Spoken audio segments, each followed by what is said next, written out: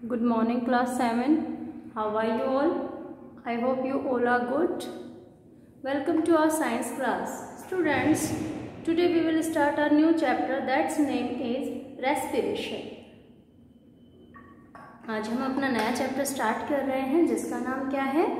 Respiration. ठीक है, अब देखिए इस चैप्टर में हम रेस्पिरेशन के बारे में बात करेंगे कि रेस्पिरेशन एक्चुअल में होता क्या है.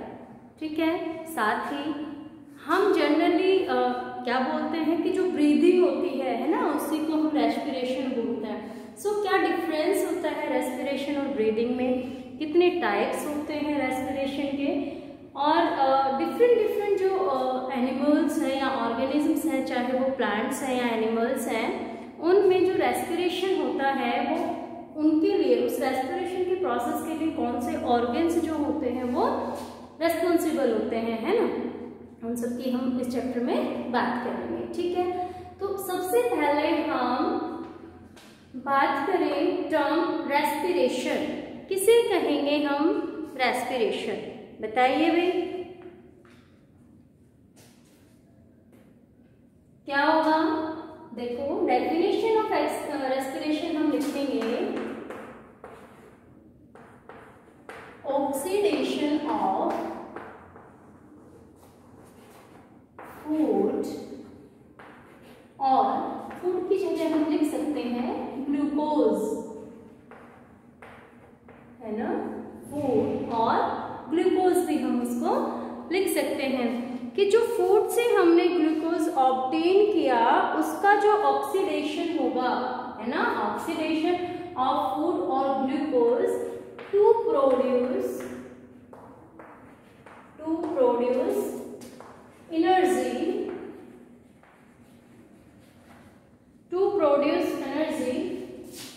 For work is called respiration. ठीक है, समझ आया आपको कि ग्लूकोज का ऑक्सीडेशन होना, और ऑक्सीडेशन से मतलब क्या है, क्या मतलब होता है ऑक्सीडेशन का? जनरली हम क्या बोलते हैं? Adding of oxygen. ऑक्सीडेशन मतलब क्या होता है? Adding of oxygen. ठीक है, ऑक्सीजन का ऐड होना क्या कहलाता है? ऑक्सीडेशन. किसमें ऐड होगा? ग्लूकोज में. और जो प्रोडक्ट्स बनेंगे वो क्या होगा? एनर्जी. बाय प्रोडक्ट्स और भी होंगे, साथ में एनर्जी जो है हमारे बॉडी को चाहिए वो भी रिलीज होगी. सो अब देखिए, ये जो रेस्पिरेशन है ये हमारे सेल्स में, बॉडी की जो हर एक सेल होती है उसके अंदर जो रेस्पिरेशन की प्रोसेस है वो कंप्लीट होती है. ठीक है, बॉडी की हर एक सेल में रेस्पिरेशन होता है. एक टर्म हम यूज करते हैं ब्रीदिंग, है ना. टर्म जो है वो हम यूज कर रहे हैं, क्या है? ब्रीदिंग. ब्रीदिंग हम किसको बोलते हैं? सांस लेना जस्ट, है ना. उसके अंदर ब्रीदिंग, देखो जो प्रोसेस है वो सेलुलर लेवल पर नहीं होता, वो ऑर्गन लेवल पर होता है. उसमें हम करते क्या है ब्रीदिंग में कि हम एनवायरनमेंट से, अपने सराउंडिंग से एयर को बॉडी के अंदर लेते हैं, और जो यूज्ड अप एयर होती है उसको बॉडी से बाहर निकालते हैं, थ्रू आउट करते हैं, है ना. सो इसके जो है ब्रीदिंग के 2 स्टेप्स होते हैं, पता है हमें. इनहेलेशन और एक्सहेलेशन.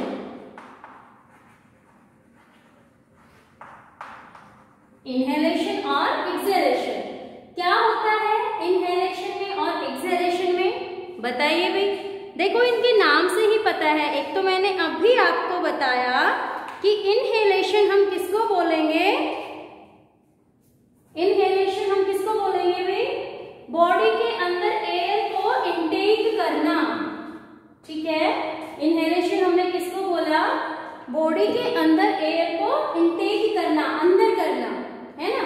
और एक्सहेलेशन बाहर निकालना. समझ आया? एक्सहेलेशन हमने किसको बोला? एयर को बॉडी से थ्रू आउट करना. ठीक है, अब हम ये नहीं कह सकते कि हम ब्रीदिंग में सिर्फ भाई हमारे सराउंडिंग में जो मिक्सचर ऑफ गैसेस है, जो एयर प्रेजेंट है, उसको हम बॉडी के अंदर लेते हैं और उस एयर में से ऑक्सीजन को हमारी बॉडी एब्जॉर्ब करती है। हमारे जो ऑर्गन्स होते हैं, लंग्स जो होते हैं, उनकी सरफेस है ना, और वो ऑक्सीजन हर एक सेल तक ब्लड के थ्रू सप्लाई होती है, ठीक है। और फिर जब रेस्पिरेशन में उस ऑक्सीजन को यूज किया जाता है, वहां पर जो प्रोडक्ट बनेगा वो बनेगा कार्बन डाइऑक्साइड। उसको हम वापस लंग्स में आएगी बॉडी से वो ब्लड के थ्रू कार्बन डाइऑक्साइड, ठीक है। और लंग्स में जो जिस एयर से, जो एयर हमने बॉडी के अंदर ली थी, उसमें से हमने ऑक्सीजन को तो ले लिया। अब बाकी जो गैसेस थी वो वहां पर प्रेजेंट हैं, उनके साथ उस यूज्ड अप ऑक्सीजन या यूज्ड अप एयर, हमने इसीलिए बोला ऑक्सीजन को जब हमने यूज कर लिया रेस्पिरेशन में, सो कार्बन डाइऑक्साइड वहां पर प्रोड्यूस हुई। उस कार्बन डाइऑक्साइड को हम उस एयर में छोड़ देते हैं और फिर उस एयर को बॉडी से बाहर थ्रू आउट करते हैं। उस प्रोसेस को बोलते हैं एक्सहेलेशन, ठीक है। वन ब्रीथ जो कंप्लीट होती है वो कब कंप्लीट होती है, कब कंप्लीट होगा वन ब्रीथ? एक बार इनहेलेशन और एक बार एक्सहेलेशन, एक बार इनहेलेशन और एक बार एक्सहेलेशन, तब जो है वो वन ब्रीथ अपना कंप्लीट होता है। एक जो सांस होती है वो कंप्लीट होती है। अच्छा, एक होता है, एक वर्ड आता है ब्रीदिंग रेट। क्या है? ब्रीदिंग रेट या फिर रेट ऑफ ब्रीथ, है ना। इसको हम रेट ऑफ ब्रीथ भी लिख सकते हैं। यानी कि 1 मिनट में जितनी बार हम ब्रीथ करते हैं, ब्रीथ हमने किसको बोला है, वन ब्रीथ हमने किसको बोला है, 1 इनहेलेशन और 1 एक्सहेलेशन। एक बार सांस को अंदर लिया, छोड़ा, ये एक ब्रीथ काउंट होती है। ऐसा नहीं है कि हमने अंदर लेते टाइम भी 1 काउंट कर लिया, बाहर छोड़ते टाइम उसको सेकंड काउंट कर दिया, नहीं। एक बार इनहेलेशन, देन उस एयर को एक्सहेल करना, 1 ब्रीथ। और जो एक नॉर्मल पर्सन होता है, एक नॉर्मल ह्यूमन बीइंग होता है, उसकी जो ब्रीदिंग रेट होती है, ब्रीदिंग रेट एक्चुअल में होता क्या है, नंबर ऑफ ब्रीथ्स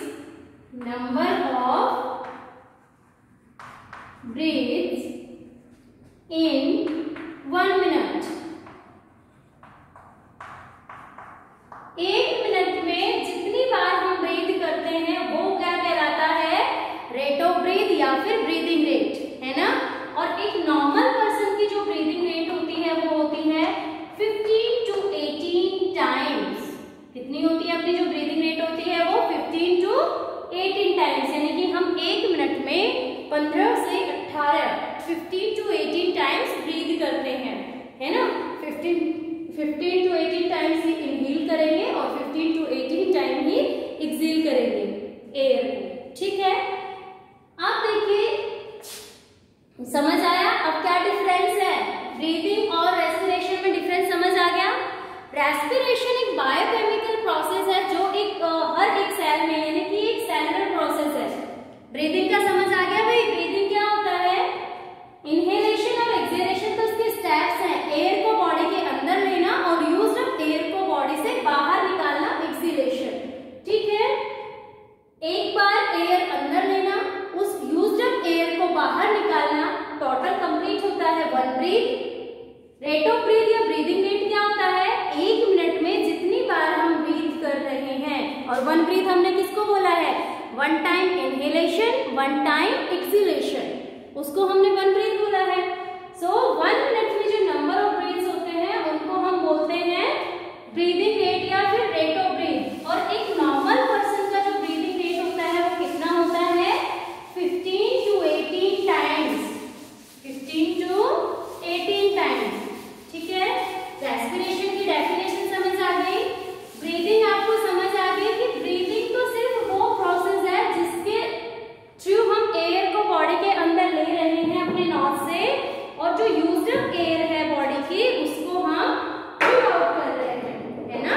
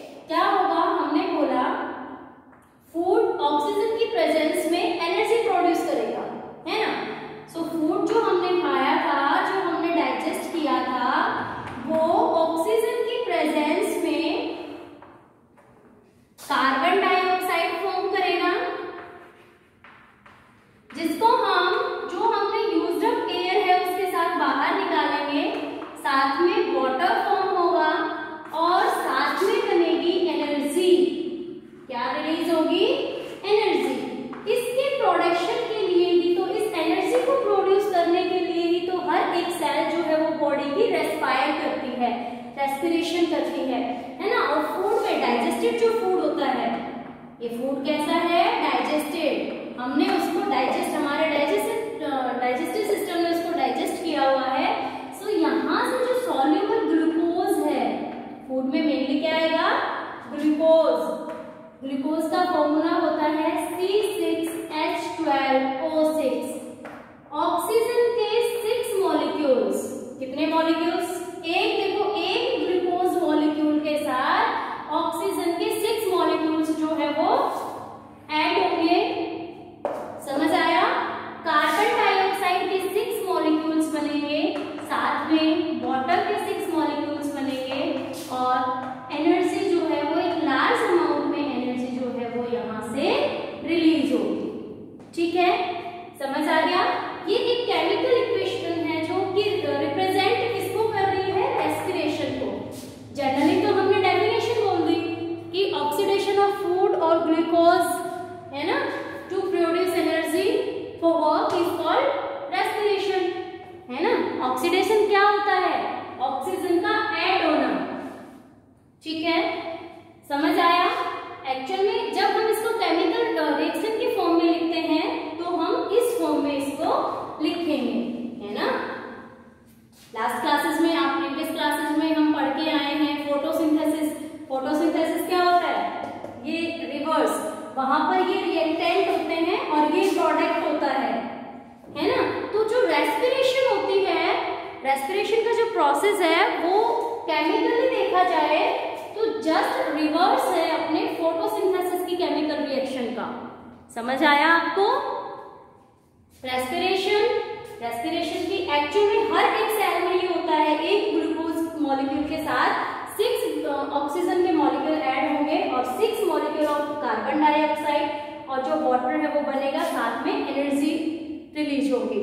अब ये वाटर जो होता है वो भी वेपर की फॉर्म में होता है ना, और बॉडी से जो एक्स्ट्रा वाटर होता है वो बॉडी से थ्रू आउट कर दिया जाता है।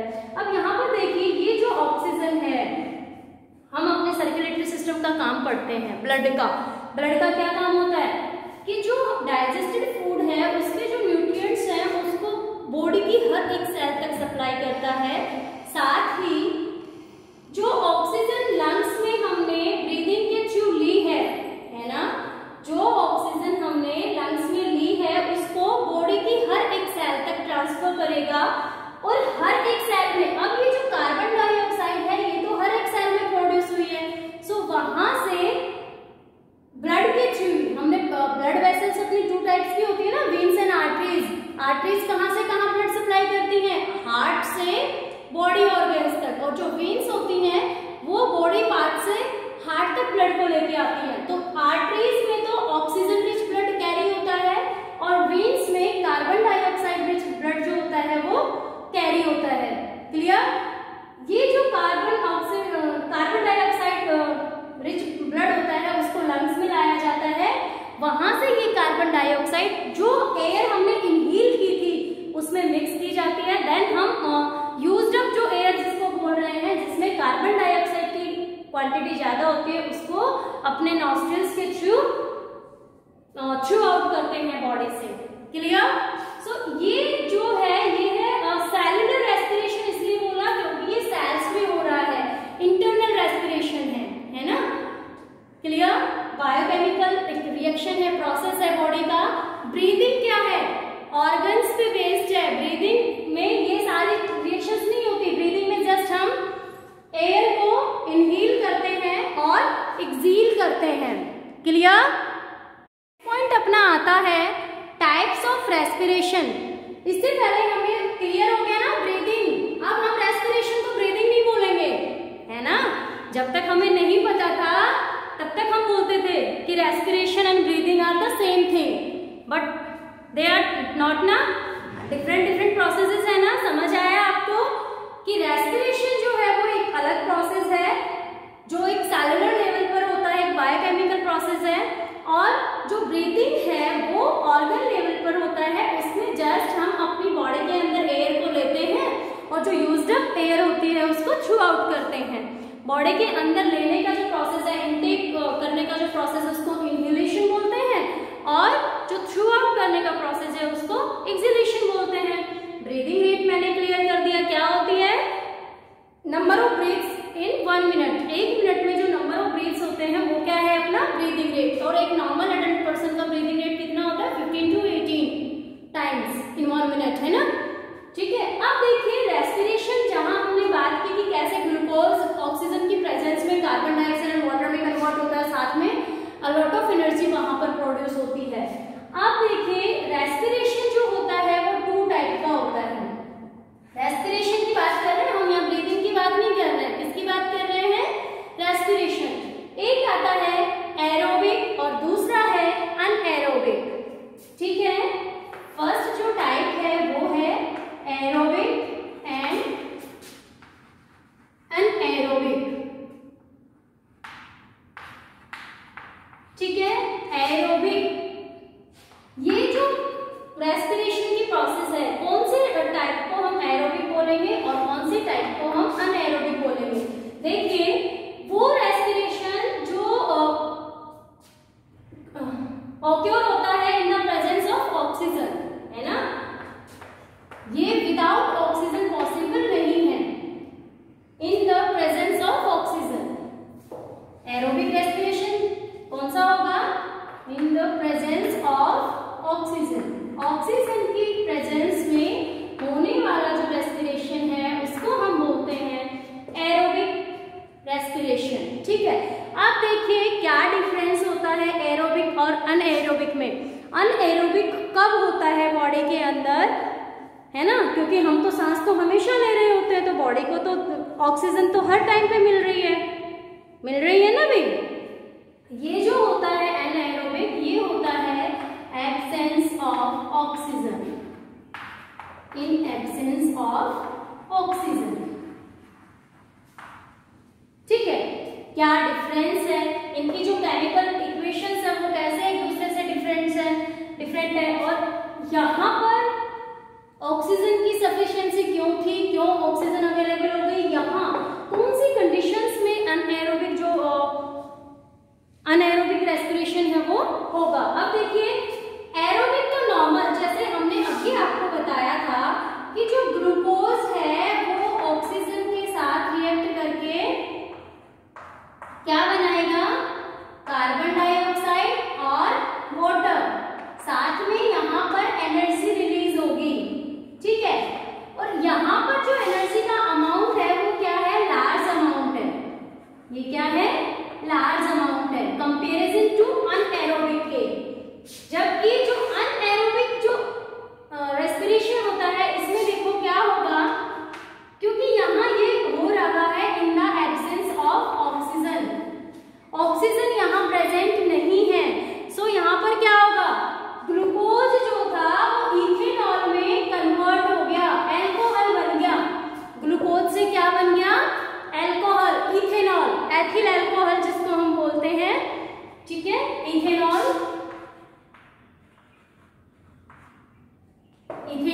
और इसको हम एथिल अल्कोहल भी बोलते हैं, जनरल नेम है इसका। ठीक है, एथिल अल्कोहल और इथेनॉल। अब देखिए, और साथ में कार्बन डाइऑक्साइड बनी और एनर्जी रिलीज हुई। क्या हुआ, एनर्जी भी रिलीज हुई है, लेकिन बहुत ही स्मॉल अमाउंट है। यहाँ पर जो एनर्जी रिलीज हुई है वो क्या है, बहुत स्मॉल अमाउंट में प्रेजेंट है। समझ आया, देखिए यहाँ ऑक्सीजन की प्रेजेंस में कार्बन डाइऑक्साइड वाटर बना और एनर्जी लार्ज अमाउंट में। एनर्जी की जो मेजरिंग यूनिट होती है वो होती है एटीपी, है ना। सो यहाँ बनते हैं 38 एटीपी। ये जब आप हायर क्लासेस में जाएंगे तब आपको पता चलेगा एटीपी एडिनो ट्राइफॉस्फेट होता है। जैसे हम यूनिट में नापते हैं ना, कैसे जूल और कैलोरी में प्रोड्यूस नहीं होता, यहाँ पर हम मेजरिंग किसमें कर रहे हैं, एटीपी में। कितने किलो कितने ग्राम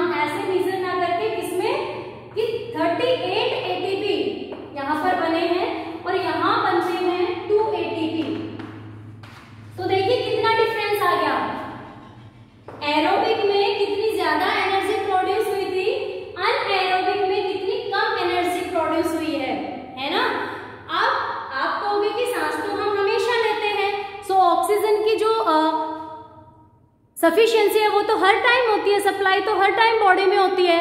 सो अनएरोबिक जो होता है वो कब होगा बॉडी।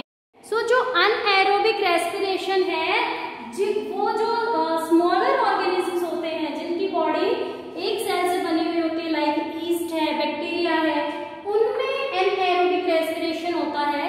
अगर हम बात करें ह्यूमन बींग्स की, अपने में कब होगा, जब हम बहुत ज्यादा मस्कुलर एक्टिविटीज करते हैं, जैसे रनिंग है ना, कोई भी ज्यादा फिजिकल एक्सरसाइज हम करते हैं, ठीक है, तो उस टाइम में क्या होता है हमारी बॉडी के अंदर, उस टाइम पे भाई आपने भी देखा होगा जब हम दौड़ते हैं तो हम जल्दी जल्दी सांस लेते हैं, हमारी ब्रीदिंग रेट क्या होती है, इंक्रीज हो जाती है ना, क्यों, क्योंकि बॉडी की सेल्स को ज्यादा अमाउंट में, लार्ज अमाउंट में क्या चाहिए, हमें ऑक्सीजन चाहिए, ठीक है। अब ज्यादा ऑक्सीजन की सप्लाई करनी है तो हम तेजी से ब्रीदिंग करते हैं, है ना, ब्रीदिंग रेट क्या होता है, इंक्रीज हो जाता है। अब आपने देखा होगा कई बार जो प्लेयर्स होते हैं या जो एथलीट्स होते हैं वो उनके अंदर क्रैम्प्स आते हैं, उनका रीजन क्या है, उनका रीजन ये होता है कि बहुत ज्यादा ऑक्सीजन की रिक्वायरमेंट है, क्योंकि उन्होंने बहुत हार्डली फिजिकल एक्टिव रहे हैं, उनकी मसल्स बहुत ज्यादा एक्टिव रही हैं। सो हर एक सेल तक ऑक्सीजन की जो रिक्वायरमेंट है वो फुलफिल नहीं हो पाती। सो जहां ऑक्सीजन नहीं पहुंचती जिन सेल्स के पास में, वहां पर अनएरोबिक जो है वो रेस्पिरेशन होता है। बट ह्यूमन बींग्स में इथेनॉल नहीं बनता, ह्यूमन बींग्स में इथेनॉल की जगह क्या बनता है, लैक्टिक एसिड। क्या बनेगा एनिमल्स में और ह्यूमन बींग्स में, लैक्टिक एसिड, आपको ये ध्यान रखना है। ईस्ट और बैक्टीरिया में तो एनाएरोबिक में इथेनॉल या एथिल अल्कोहल बनता है, जबकि जो ह्यूमन बींग्स और एनिमल्स होते हैं यहाँ पर अनएरोबिक जो रेस्पिरेशन होता है उसमें लैक्टिक एसिड फॉर्म होता है, ठीक है। कार्बन डाइऑक्साइड, वाटर, ज्यादा एनर्जी यहाँ भी नहीं बन रही, यहाँ भी एनर्जी का लैक है, बट यहाँ जो प्रोडक्ट है वो इथेनॉल ना होके क्या है, लैक्टिक एसिड। इसमें ह्यूमंस में और एनिमल्स में, ह्यूमन एंड एनिमल्स में अनएरोबिक जो रेस्पिरेशन है उसके अंदर जो प्रोडक्ट है वो एथिनॉल की जगह क्या बनेगा, लैक्टिक एसिड। और इसी लैक्टिक एसिड की वजह से जो क्रैम्प्स आते हैं हमारे बॉडी के अंदर वो हमें देखने को मिलते हैं, क्योंकि वहां पर उन मसल्स के पास में क्या होता है, कमी हो जाती है ऑक्सीजन की, है ना, और वहां एनर्जी नहीं होती उनके पास अब्जॉर्ब करने के लिए, ठीक है। सो कब रिलैक्स मिलता है इन क्रैम्प से, या तो हॉट वाटर से हम बात करते हैं या फिर हम उसको रब करते हैं, उस प्लेस को मसाज करते हैं, है ना, वार्म अप करते हैं उसको, ठीक है। सो ये था अपना एरोबिक और एनारोबिक। समझ आया आपको क्या डिफरेंस होता है, एरोबिक में जो एनर्जी है वो ज्यादा प्रोड्यूस होती है, एनारोबिक में कम होती है। इथेनॉल या एथिल अल्कोहल बैक्टीरिया या यीस्ट में बनता है ना, जिनकी बॉडी छोटी होती है, जिनको एनर्जी की कम नीड होती है, उनके लिए यहाँ पर एनाएरोबिक रेस्पिरेशन होता है। ह्यूमंस और एनिमल्स में होता है जब हम बहुत ज्यादा फिजिकल एक्टिव रहते हैं, बहुत हार्ड वर्क करते हैं, मोस्टली जब हम दौड़ते हैं या फिजिकल एक्सरसाइजेस करते हैं, उस टाइम पर एनाएरोबिक जो रेस्पिरेशन है वो हमारी बॉडी में ऑक्योर होता है। और हमारी बॉडी में इथेनॉल की जगह क्या फॉर्म होता है, लैक्टिक एसिड। क्लियर, समझ आया difference between breathing and respiration and types of respiration. अब हम अपने नेक्स्ट लेक्चर्स में जो प्लांट्स हैं, डिफरेंट ऑर्गेनिजम्स हैं, उनकी बॉडी के अंदर जो रेस्पिरेशन का प्रोसेस है वो किस तरह से ऑक्योर होता है उसके बारे में बात करेंगे। ओके, तब तक के लिए thank you. Have a good day students.